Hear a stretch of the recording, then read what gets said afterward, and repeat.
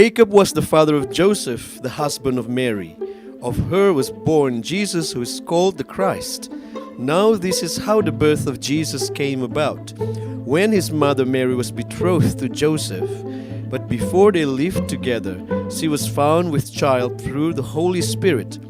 Joseph, her husband, since he was a righteous man, yet unwilling to expose her to shame, decided to divorce her quietly. Such was his intention when, behold, the angel of the Lord appeared to him in a dream and said, Joseph, son of David, do not be afraid to take Mary your wife into your home, for it is through the Holy Spirit that this child has been conceived in her. She will bear a son, and you are to name him Jesus, because he will save his people from their sins. When Joseph awoke, he did as the angel of the Lord had commanded him, and took his wife into his home.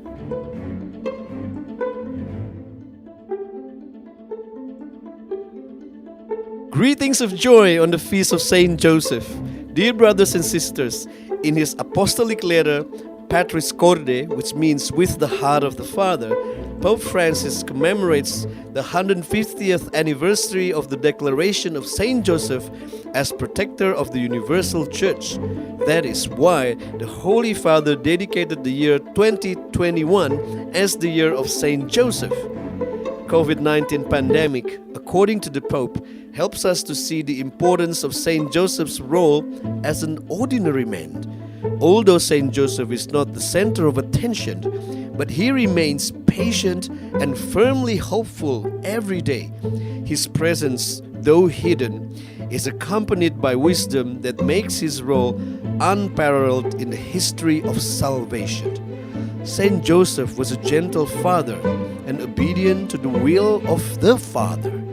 In his fiat, he protected the Virgin Mary and Jesus and set an example to his son to faithfully do the will of the Father. Saint Joseph was called by the Father specifically to magnify Christ. This cooperation with the divine plan has brought salvation to all mankind. Saint Joseph's obedience was also accompanied by an admirable attitude of acceptance.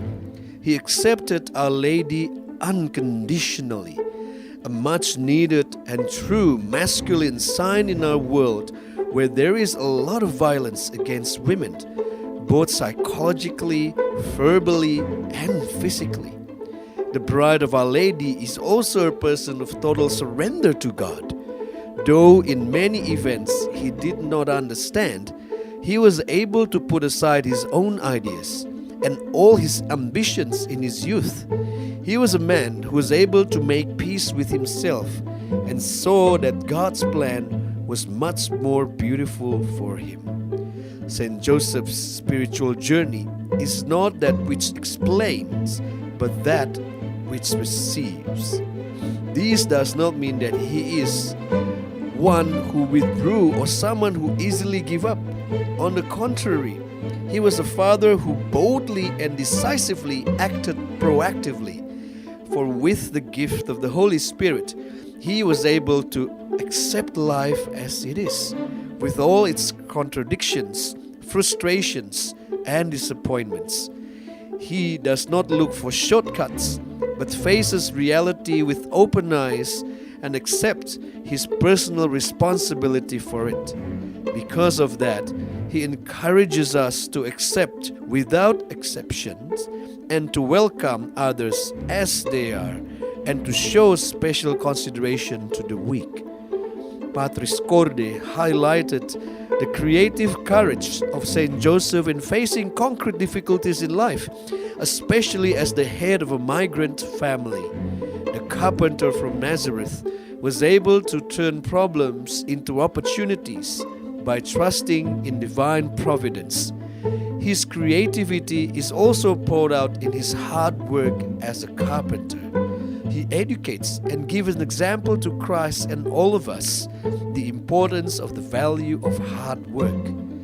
As a descendant of King David, Saint Joseph did not focus on himself. The history of his life was in the shadow of the Virgin Mary and their son Jesus. But Saint Joseph is a reflection of the figure of our Father in heaven, who is always providing, protecting, and loving.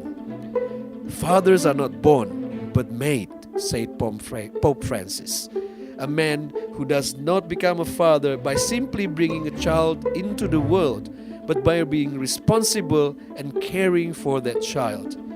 Unfortunately, today's children often seem like orphans who have no father.